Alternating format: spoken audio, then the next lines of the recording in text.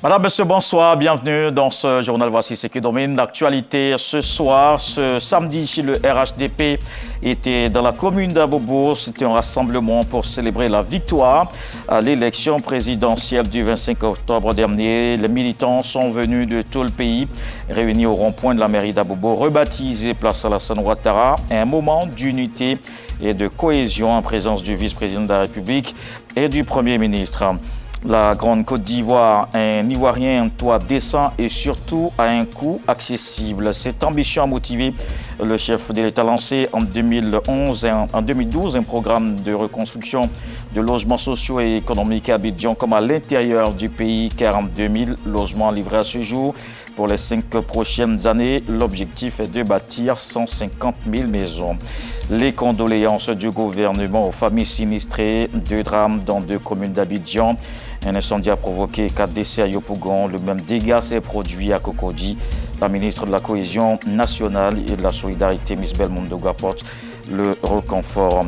Et puis au lendemain de la signature de l'accord de paix entre Kinshasa et Kigali aux États-Unis, de nombreux affrontements se sont encore déroulés dans l'est de la RDC ce vendredi.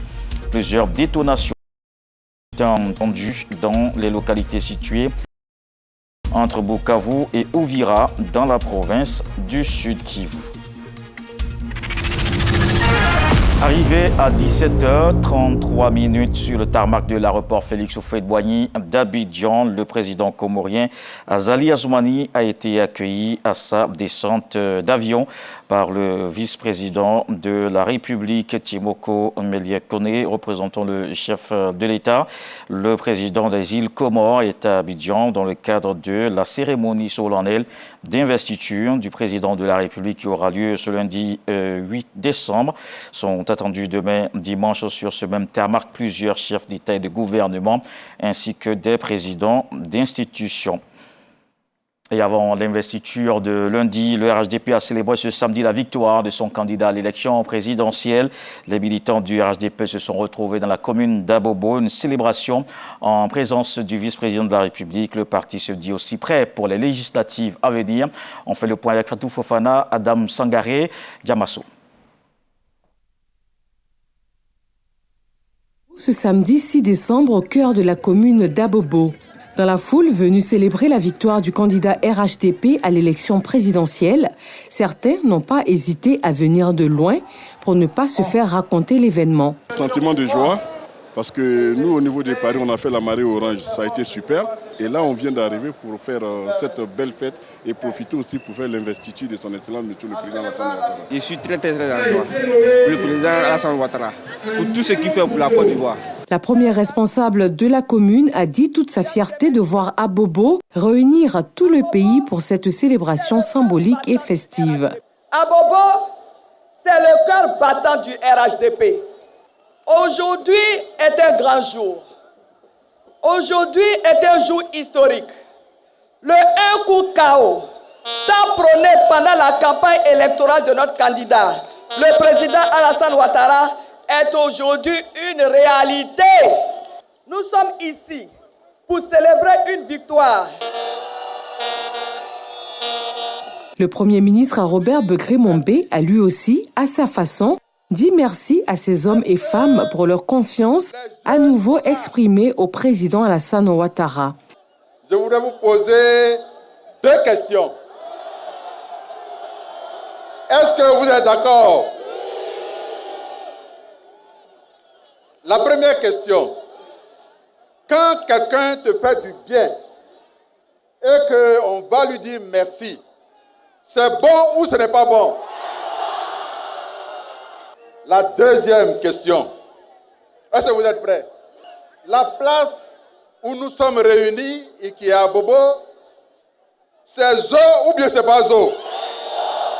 Comme c'est Zo, le président Alassane Ouattara, avec la confiance que vous lui faites, va faire que la Côte d'Ivoire, toute la Côte d'Ivoire, sera Zo. Le RHDP continue sa marche pour une Côte d'Ivoire plus forte. Le secrétaire exécutif est lui revenu sur le choix des 255 candidats du parti pour les échéances législatives qui s'annoncent. La marche n'est pas terminée.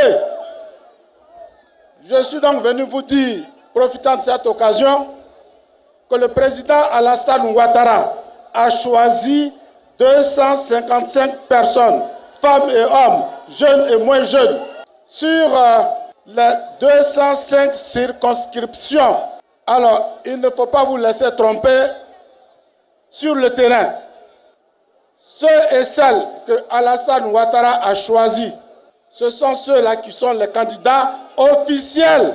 Le ministre Téné Birahima Ouattara, membre du directoire du RHDP, s'est félicité du bon déroulement de la période électorale, de la grandeur d'esprit dont les Ivoiriens ont fait preuve pour continuer de hisser la Côte d'Ivoire vers le haut, et cela dans la paix.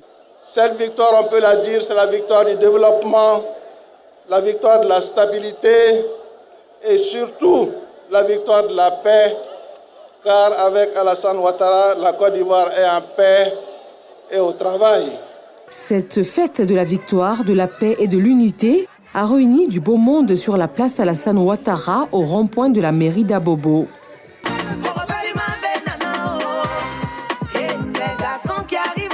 Une foule qui a continué de manifester son attachement au président Alassane Ouattara, même sous la forte pluie mêlée à la fête. Dans l'actualité politique, toujours une série de formations destinées à 50 candidates engagées pour les élections législatives du 27 décembre. Ces femmes ont été formées sur la communication politique, la prise de parole en public et l'usage des réseaux sociaux. La première vague a reçu son attestation de fin de formation. Moussa Konaté Diamasso. Elles sont dans la course pour les postes de députés. Mais avant les élections prévues le 27 décembre prochain, ces femmes bénéficient d'un encadrement afin de mieux affronter le terrain politique. Une formation ponctuée par la remise d'attestations. Nous sommes des femmes aguerries par ces formations et nous allons affronter les hommes sur le terrain et nous allons les battre. Ce fut 3 jours intenses, non seulement de formation, mais aussi de partage d'expériences intergénérationnelles parce qu'on a eu plusieurs personnes de différents calibres, mais aussi en termes d'âge. Nous sommes retrouvés ici entre femmes de diverses appartenances politiques, mais c'était surtout les femmes de Côte d'Ivoire. Et il y a eu beaucoup de marques de sororité, de solidarité entre nous. Et c'est la Côte d'Ivoire qui gagne dans tout cela. Communication politique, prise de parole en public, usage des réseaux sociaux. Ce sont les modules enseignés à ces candidates aux législatives. Une initiative du National Democratic Institute, NDI, avec le soutien du ministère en charge de la femme. Nous avons ciblé au total une 50aine de femmes en vue de permettre à ce qu'elles aient les rudiments nécessaires pour aller à ces élections. Nous sommes convaincus d'un apport certain qui va contribuer tant soit peu à relever, à changer la tendance au niveau du quota des 30% aux assemblées élues. À ce jour, à l'Assemblée nationale, sur 255 sièges, seulement 34 sont occupés par des femmes, soit un taux de 13,4% que le NDI souhaite voir évoluer. Et c'est parfois difficile de prendre la décision quand la dépendance a plusieurs années. Arrêter de fumer, bien souvent, la volonté seule ne suffit pas. Un ouvrage propose justement une solution très facile d'arrêter de fumer en 25 jours chrono. L'auteur est l'invité de la page culture ce soir, Kosporé Zakaria. Bonsoir. Bonsoir, M. Koulibaly. Alors, c'est vraiment possible en 25 jours? Oui, tout à fait, parce que vraiment, il faut le dire que vouloir arrêter de fumer, c'est quelque chose qu'on doit essayer de déconstruire mentalement. D'accord. Voilà. D'abord mentalement. D'accord. On en parle plus largement dans quelques instants. On va continuer de faire le tour de l'actualité et surtout, on va suivre ces actions de la Grande Côte d'Ivoire.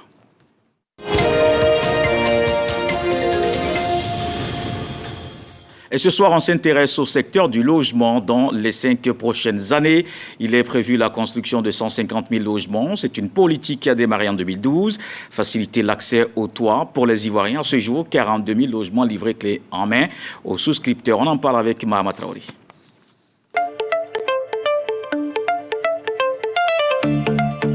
Dans ce lot de maisons inachevées à Songon-Kassamblé, Fatou, l'une des propriétaires, s'est arrangée à terminer la sienne.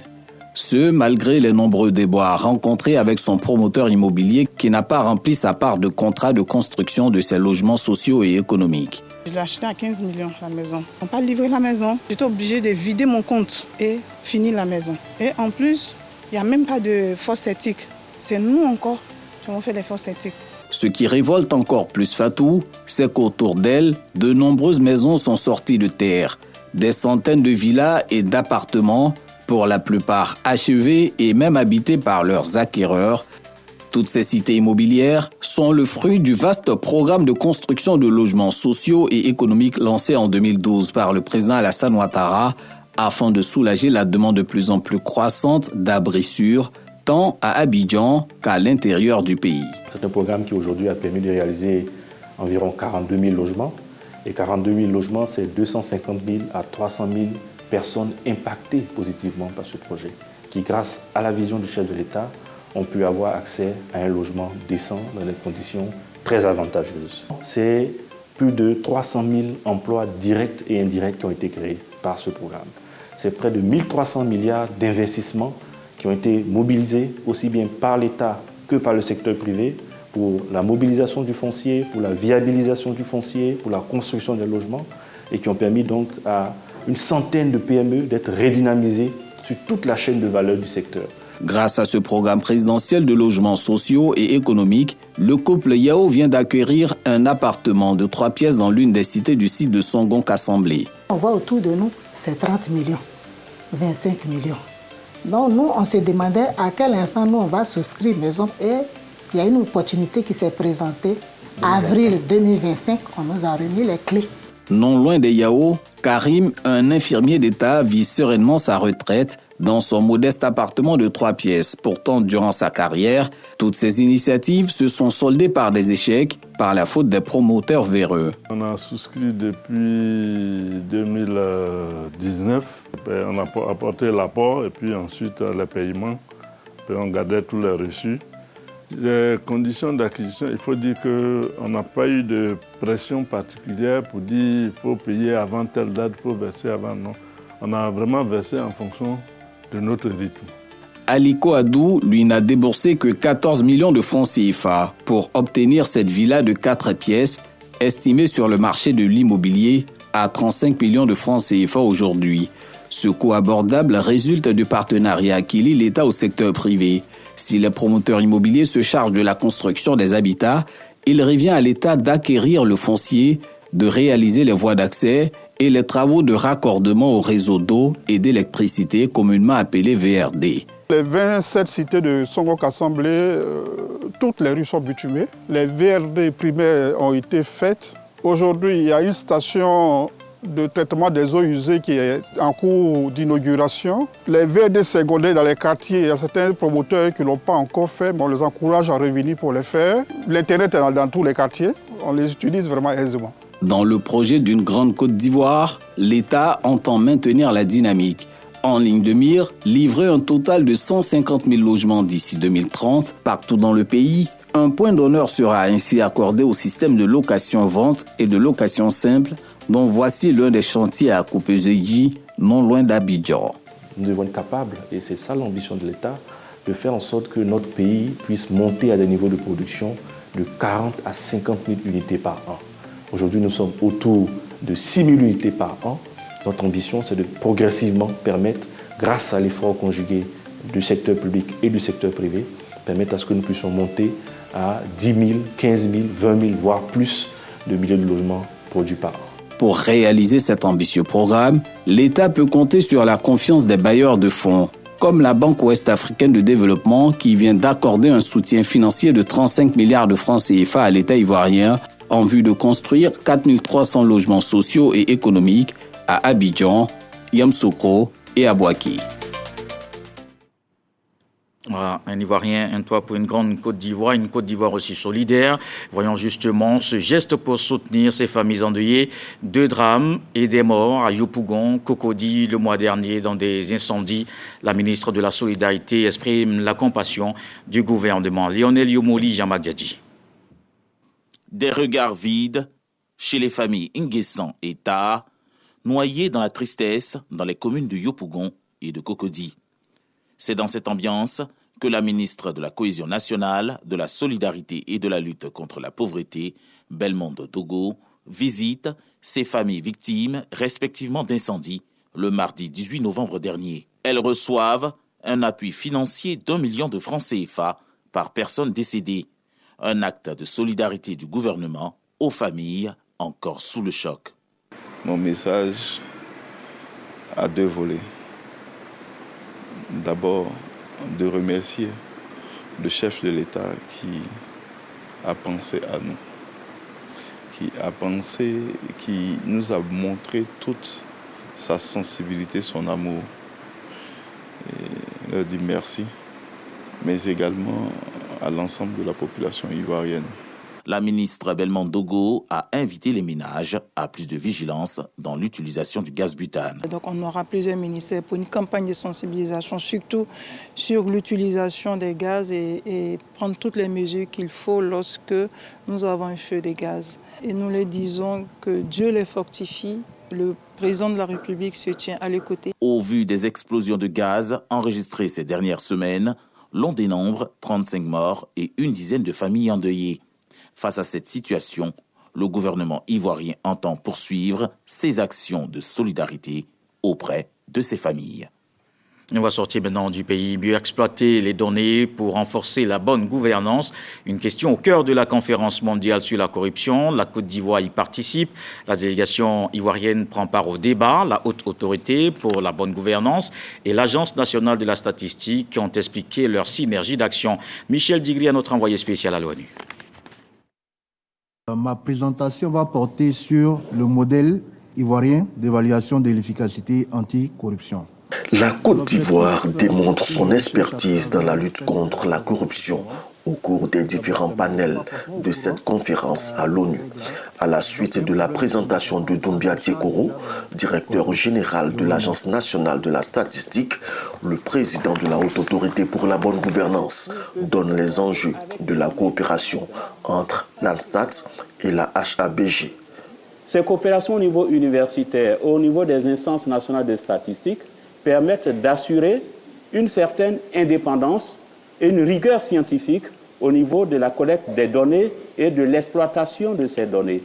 Parce que quelquefois, l'évaluation de la corruption peut sembler comme un exercice d'évaluation de notre propre travail. Ça peut être biaisé. Donc, il vaut mieux travailler dans le cadre d'une coopération avec des entités nationales dont la mission est à la fois de faire des recherches scientifiques, mais également au niveau technique, examiner les données, les statistiques, dont l'Agence nationale de statistique. Epiphane Zorobalo a multiplié les séances de travail avec plusieurs responsables d'institutions internationales de lutte contre la corruption. Autre étape importante de cette mission, la rencontre avec le personnel de la représentation diplomatique ivoirienne auprès de l'ONU, pendant laquelle un exposé a été fait sur la déclaration de patrimoine telle que prescrite par la Constitution. Et des États-Unis, on se rend en France. Le consul général de Côte d'Ivoire à Paris veut améliorer les services à la diaspora ivoirienne. Isiaka Konaté mène donc une série de réformes, délocalisation des services, digitalisation des procédures et démarches auprès des autorités françaises. Il a donc été reçu à la préfecture de Lille par le préfet des Hauts-de-France, Khalil Diomandé. Le consul général de la Côte d'Ivoire à Paris, Isiaka Konaté, dans les locaux de la préfecture de Lille, pour un tête-à-tête avec le préfet du Nord, préfet des Hauts-de-France, Bertrand Gaume. Au centre des discussions, la situation des Ivoiriens installés dans la région du Nord et l'ouverture prochaine d'une antenne consulaire à Lille. Je suis venu rencontrer monsieur le préfet de Lille pour discuter des difficultés que souvent certains membres de notre communauté peuvent rencontrer, mais aussi de la collaboration que nous avons ici et avec l'intention que nous avons de mettre en place une antenne consulaire également à Lille. Je suis très satisfait. Satisfaction tout aussi partagée par les autorités préfectorales lilloises. On a évoqué d'autres sujets aussi importants, par exemple la relation culturelle avec, je pense, de beaux projets qui pourront être montés. Donc il faudra voir ça évidemment par exemple avec la mairie de Lille. Ça a été un échange très cordial. Nous avons pu, avec monsieur le consul général, évoquer le fait qu'un certain nombre de ressortissants ivoiriens résident dans la région des Hauts-de-France et en particulier la présence du consulat honoraire de Côte d'Ivoire à Lille, qui est très important parce que c'est celui qui couvre tout le nord de la France et notamment également la Belgique l'Allemagne qui ne dispose pas de consulat honoraire. Et donc un certain nombre de personnes européennes, françaises, belges ou françaises qui veulent aller en Côte d'Ivoire peuvent venir à ce consulat honoraire pour obtenir des visas. L'audience s'est achevée par un échange de présents, symbole de la bonne santé des relations ivoiro-françaises. On va voir toujours cette bonne santé des relations en restant là-bas en France pour voir la délégation du ministère de l'Enseignement supérieur qui poursuit sa visite de travail à Paris. Le directeur de cabinet reçu au siège du Haut Conseil de l'évaluation de la recherche et de l'enseignement supérieur. La Côte d'Ivoire veut propulser les universités vers les classements internationaux. L'excellence universitaire donc au cœur de cette mission dans la capitale française. À Sephora-Zegui, Zakaria Traoré. Siège du HCRS, le Haut Conseil de l'évaluation de la recherche et de l'enseignement supérieur, Arsène Kobea et la délégation ivoirienne sont reçus pour approfondir un partenariat stratégique qui transforme le paysage universitaire ivoirien. Concrètement, 3 programmes de recherche prioritaires seront structurés: agriculture, changement climatique et énergie. Nous allons accompagner la Côte d'Ivoire en travaillant avec la Côte d'Ivoire pour réfléchir ensemble à la meilleure façon d'évaluer les formations, pour accompagner l'ANAC dans ses réflexions sur le développement de l'assurance qualité en Côte d'Ivoire et aussi dans le développement d'indicateurs qui vont permettre à la Côte d'Ivoire de piloter et suivre sa production scientifique, y compris son positionnement scientifique international. Du côté ivoirien, l'engagement est total. Un calendrier de travail 2026-2027 sera mis en place. Au programme, des formations des évaluateurs, création d'un observatoire national de performance académique et accompagnement vers les classements internationaux. Le nouveau décret sur la loi sur l'enseignement supérieur, le décret de 2023, stipule que les dirigeants de ces institutions signeront des contrats de performance avec l'État de Côte d'Ivoire. Et à l'issue de ces contrats de performance, ils doivent être évalués pour que nous puissions nous inscrire dans la dynamique des standards internationaux. Et donc le HCRS pourra être le partenaire principal pour mettre en œuvre ces évaluations de nos systèmes d'enseignement supérieur et de recherche. Un partenariat ambitieux qui place la qualité et l'excellence au cœur de la modernisation de l'enseignement supérieur ivoirien. Et sur ce place au niveau de l'éducation nationale, l'école militaire préparatoire technique présentait sa 46e promotion. Ces anciens enfants de troupe viennent de réhabiliter la salle des fêtes de l'école. Ils ont aussi distribué des fournitures scolaires pour un montant total de 60 millions de francs CFA. Le bâtiment a été inauguré ce samedi par le ministre de la Communication, représentant le ministre d'État, ministre de la Défense, Didier Nguessan. La salle des fêtes de l'école militaire préparatoire technique EMPT de Bingerville vient d'être rénovée. La plaquette inaugurale est dévoilée par le chef d'état-major général des armées et le ministre de la Communication, représentant le ministre d'État, ministre de la Défense. Cette rénovation est l'œuvre de la 46e promotion de l'EMPT, admise dans l'établissement il y a 40 ans. Plusieurs dons de différentes natures, à savoir un lot d'équipements divers, la rénovation et l'équipement du foyer des élèves, la rénovation et l'équipement en table-banc de 4 salles de classe, portant la totalité de nos dons à une valeur de plus de 60 millions de francs CFA. Ces anciens enfants de troupe sont également reconnaissants envers leurs ex-encadreurs et professeurs à qui ils remettent des trophées. Des initiatives solidaires pour ces anciens pensionnaires qui contribuent à leur manière à retourner l'ascenseur à cette école qui leur aura inculqué l'excellence et la discipline. Devoir de redevabilité envers cette école qui a fait de vous ce que vous êtes aujourd'hui. C'est le chef de l'État qui a permis, enfin, la création d'une amicale des anciens enfants de troupe dans notre pays. C'est cette structuration qui a permis d'impliquer davantage les anciens enfants de troupe dans le développement de l'école où ils ont une bonne partie de leur vie. Le ministre d'État, ministre de la Défense, a fait un don en espèces de 5 millions de francs CFA. L'amicale des anciens élèves de troupes a également remis à l'EMPT un orchestre entier.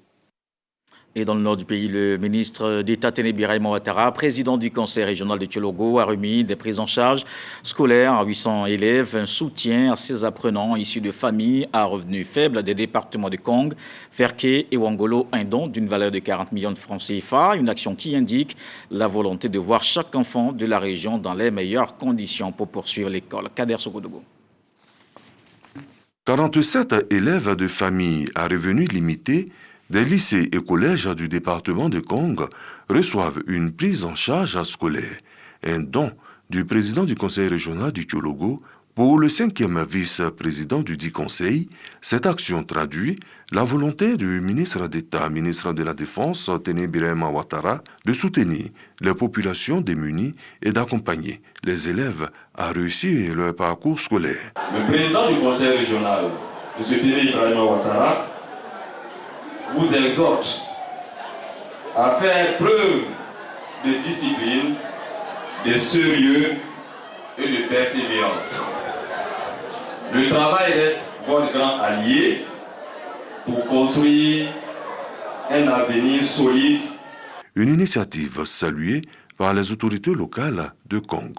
Chaque année, nous avons le conseil régional, en dehors des bons de prise en charge, donne des fournitures scolaires aux enfants qui sont dans le besoin. Les bénéficiaires et leurs parents remercient le donateur pour ce coup de pouce à l'éducation. J'aimerais remercier le président du conseil régional, M. Téné-Birahima. Je prends l'engagement de bien travailler à l'école et obtenir mon bac. Le président du conseil régional qui nous fait cette honneur chaque année, bientôt 6 ans. Et nous en sommes fiers et ça nous va droit au cœur. Après Kong, plusieurs élèves de familles économiquement faibles des départements de Ferké-Sédougou et de Wangolo-Dougou recevront eux aussi des prises en charge scolaires.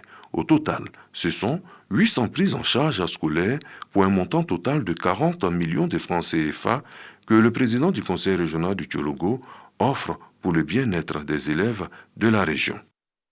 Dans le reste de l'actualité, au lendemain de la signature de l'accord de paix entre Kinshasa et Kigali aux États-Unis, de nombreux affrontements se sont encore déroulés dans l'est de la RDC. Ce vendredi, plusieurs détonations ont notamment été entendues dans des localités situées entre Bukavu et Uvira, dans la province du sud Kivu. Des frappes y ont ainsi causé d'importants dégâts humains et matériels. Voici maintenant la page culture.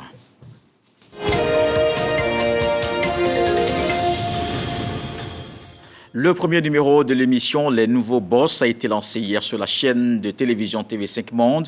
C'est un concours pour promouvoir l'entrepreneuriat africain et c'est un partenariat avec Sublime Côte d'Ivoire. L'émission est à sa première saison et sera diffusée tous les vendredis à 21h sur TV5 Monde. La chaîne internationale TV5 Monde a dévoilé son nouveau programme à Abidjan. Baptisé Les Nouveaux Boss, cette série place au cœur de ses ambitions la promotion des jeunes entrepreneurs de plusieurs pays d'Afrique francophone. Objectif, accompagner les jeunes porteurs de projets à structurer leurs idées, mieux formaliser leurs activités et renforcer leurs compétences entrepreneuriales. L'épisode que vous allez voir ce soir met à l'honneur votre pays, ses entrepreneurs et sa jeunesse. Il s'agit de la première sélection des candidats par un mentor d'exception que vous connaissez tous. Il s'agit d'Assam Fou, entrepreneur autodidacte et résolument engagé pour le développement culturel de la Côte d'Ivoire. Dans la dynamique de positionnement de la Côte d'Ivoire sur l'échiquier touristique mondial, le ministère du Tourisme et des Loisirs, à travers sa stratégie Sublime Côte d'Ivoire, est un partenaire clé de l'émission. Nous avons compris la présidente directrice générale de TV5 Monde, sa volonté de mettre la Côte d'Ivoire en avant parce que la Côte d'Ivoire est un territoire qui intéresse au regard des efforts accomplis par la Côte d'Ivoire sous l'égide du président Ouattara. Et aujourd'hui, à travers notre marque Sublime Côte d'Ivoire, ils ont jugé utile de nous faire appel et c'est ce que nous avons fait avec l'apport et les ouvertures que nous donnons.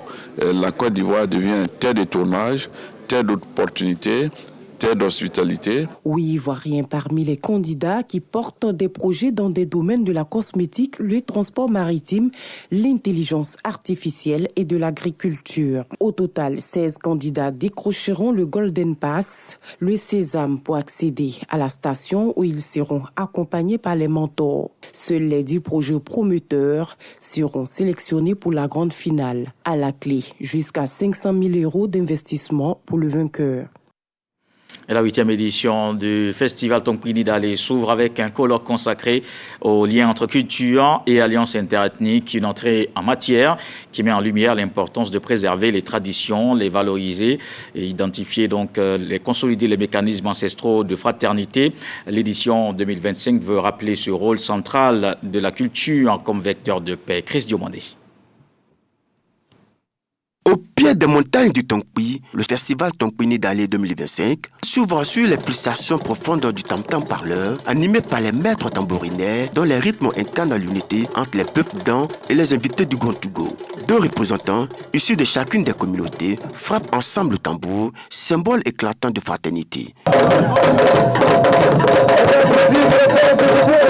Les prestations s'enchaînent avec brio. D'abord, les troupes venues des différentes régions de la Côte d'Ivoire, puis celles de Guinée et du Libéria.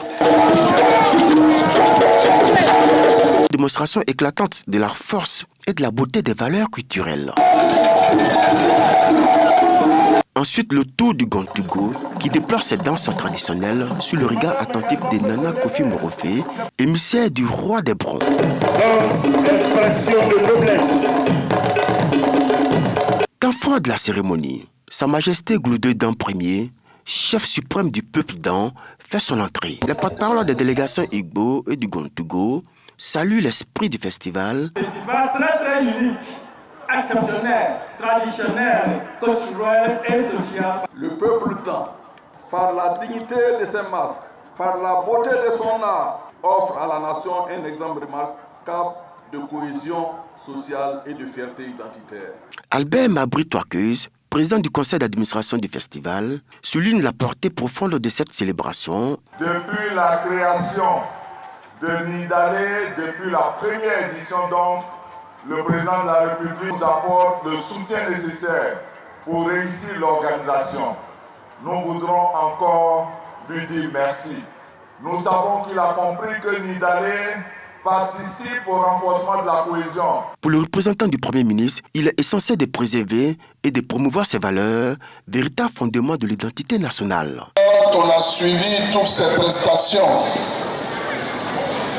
quand on a entendu tous ces messages, on ne peut qu'en être fier de savoir que le Festival Nidale est un pont qui unit les peuples. Celui du Tonkpi est particulier. La journée s'est achevée par un don important du peuple du Gontugo au peuple d'An, suivi d'une série de prestations finales célébrant la grandeur et l'universalité des cultures africaines. Là, on retrouve maintenant l'invité de la page Culture, Kosporé Zakaria, auteur de l'œuvre très facile d'arrêter de fumer en 25 jours chrono. Alors, c'est peut-être aussi, et on peut le dire, très facile à dire, non? Tout à fait, mais vraiment dans le fond, c'est vraiment, il y a des codes au fait. Pour que ça soit facile, il faut connaître le chemin, tout simplement. Et le chemin, c'est quoi? On commence par quoi? Quel est le premier pas à poser? Bon, le premier pas d'abord, il faut qu'on ait d'abord la conscience, parce que si tu veux vraiment quelque chose, il faut que déjà tu commences à mûrir l'idée, n'est-ce pas? Parce que je pars du principe que... Je dis déjà la volonté, en fait. La volonté, tout à fait. Je pars du principe que quand on veut quelque chose, on peut la choisir facilement dans son esprit conscient, n'est-ce pas? Maintenant, le bas blesse, est-ce que le corps va agir? On peut même être couché et dire que je veux arrêter de fumer. C'est facile à faire, mais est-ce que le corps va suivre?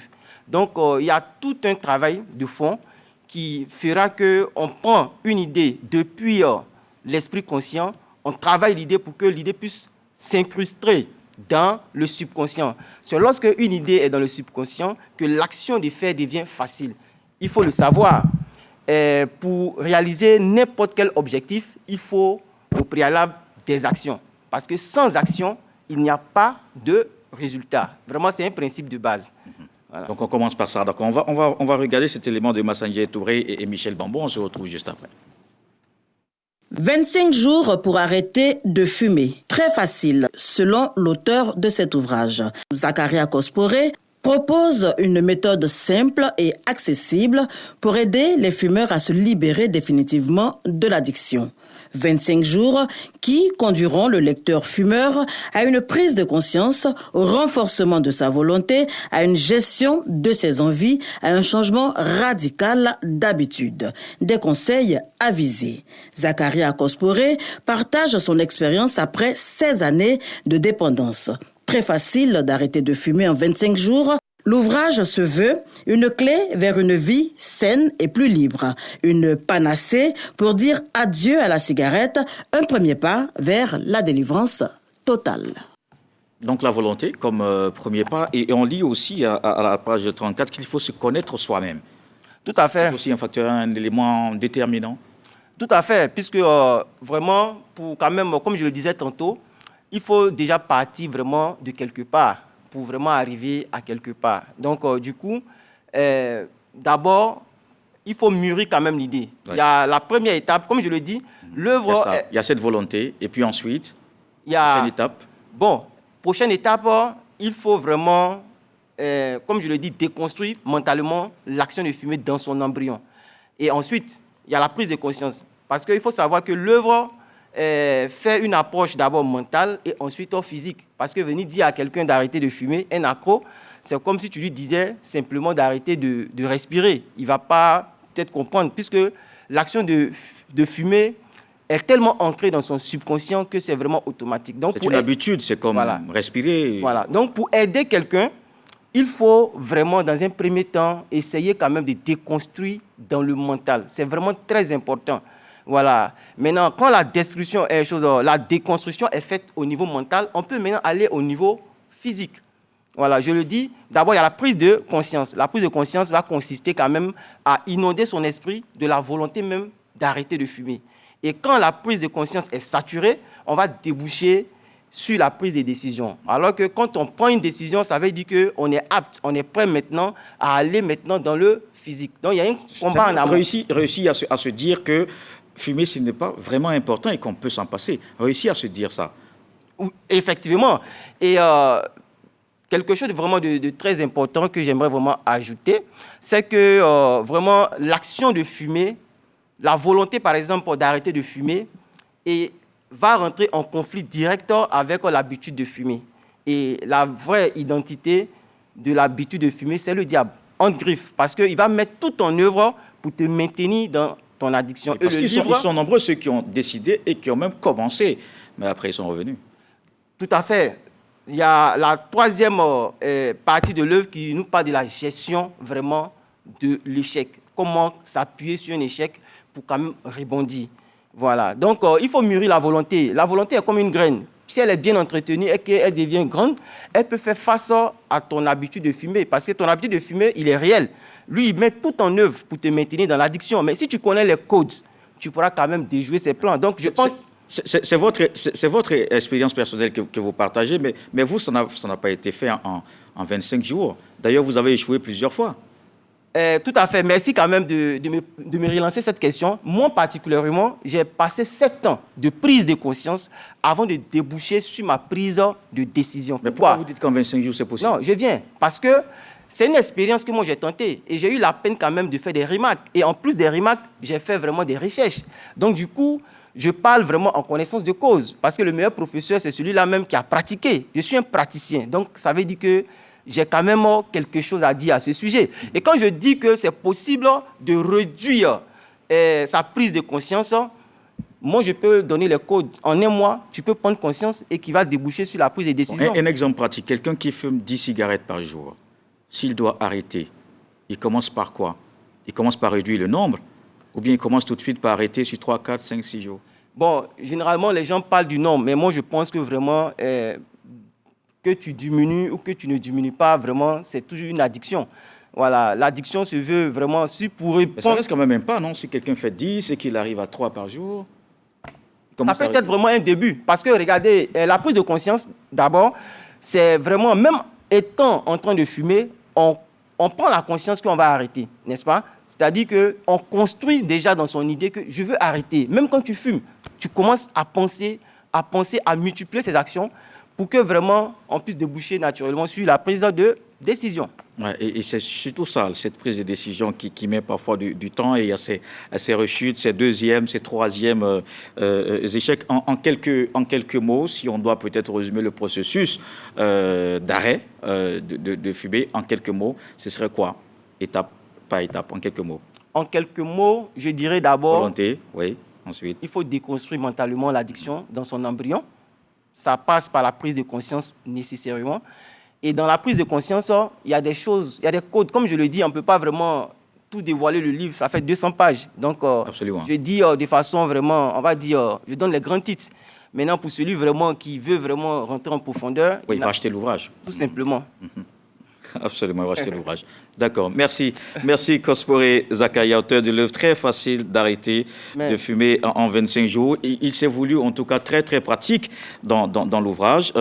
Merci parce qu'il a presque schématisé ce processus pour pouvoir arrêter de fumer.